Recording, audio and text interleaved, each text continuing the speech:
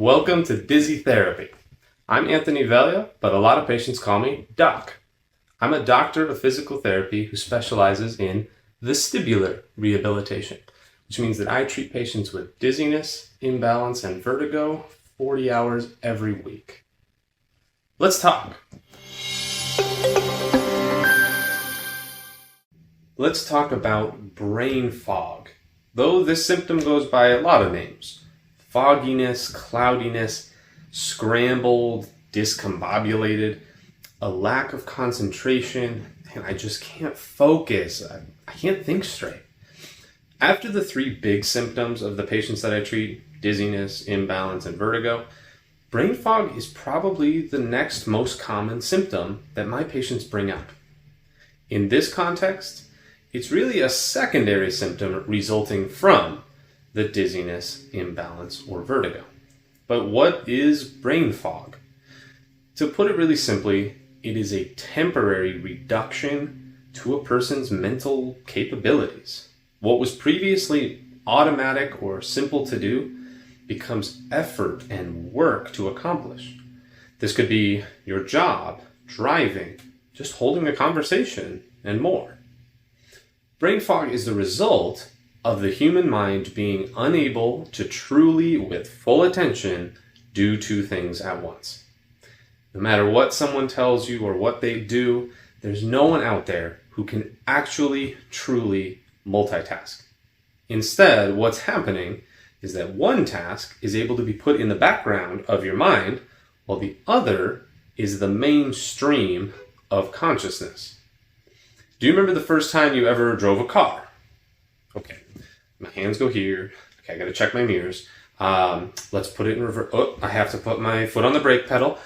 Like it's a lot of tasks, but you're focused on it.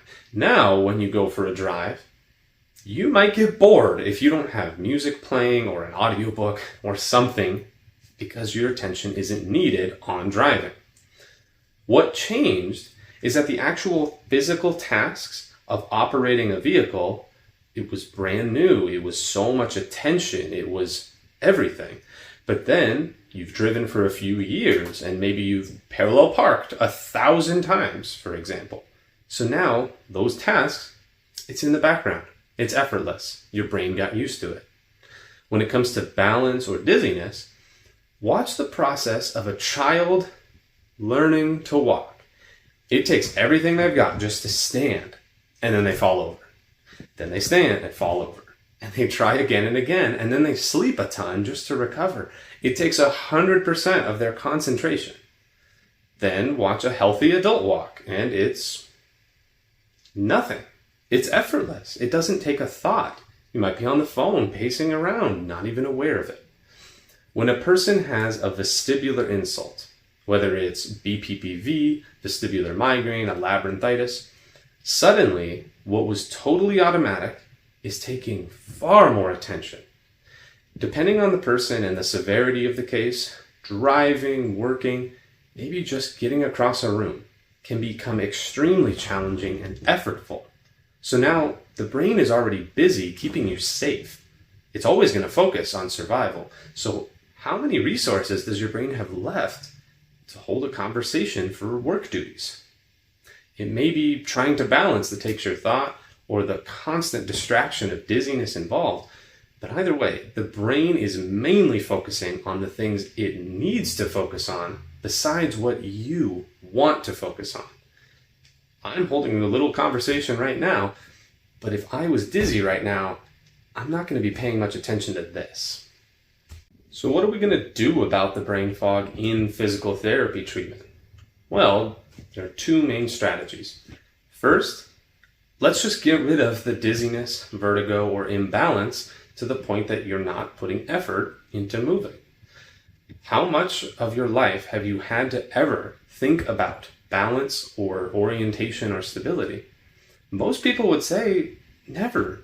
And it really should be that way. It should be automatic. Vestibular rehabilitation for the symptoms is the first and main strategy, and for most patients, that's the only thing needed to get rid of the brain fog too. As you get rid of the source, the brain fog's gone as well. Second, if you want the brain fog to go away and it's not going away, or if you want it to be a faster process, or honestly, it's just good practice for functional improvement, there is a whole category of exercises called dual tasking. Dual tasking involves taking a standard exercise for vestibular rehab and then tacking on a mental task to the physical one. Doc, you just said that a person can't do two things at once. Exactly. We need to get the physical task to be in the background. The responsibilities of your vestibular sense needs to be unconscious again.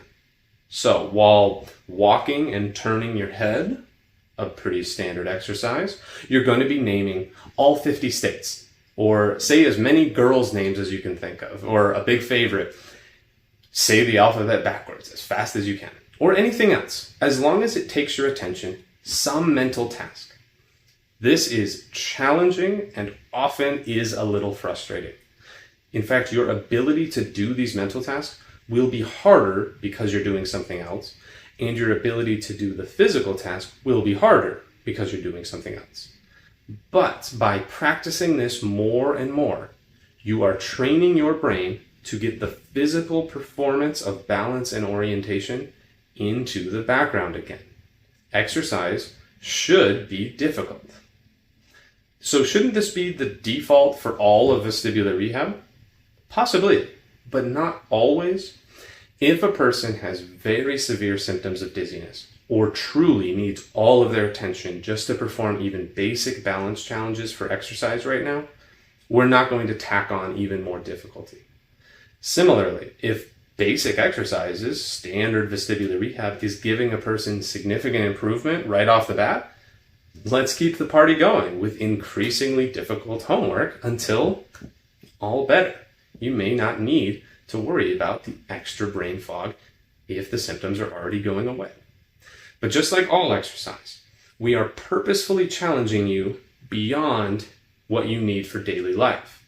We weightlift for muscles to be stronger than they need to for daily tasks. We do cardio for endurance beyond daily fatigue. Similarly, I want balance and concentration for all of my patients well beyond the risk of falling or dizziness brought on by daily head movements or driving. Make it a challenge, a big challenge, for your body and your mind to be able to give you a buffer. So no matter what you're doing throughout your day, you're never going to be triggering those symptoms. So brain fog may be a very frustrating aspect of this, and many people feel like it's not talked about or there isn't really a discussion about it. So it's very worrisome. But absolutely, it is common, it is treatable, and it is all wrapped up in vestibular rehabilitation. So get the help you need, challenge your brain as well, and you should feel better. Thank you so very much for watching. Always stay curious about these incredible bodies that God has designed for us so well. Leave a question in the comments below because I would love to know what you all want to learn.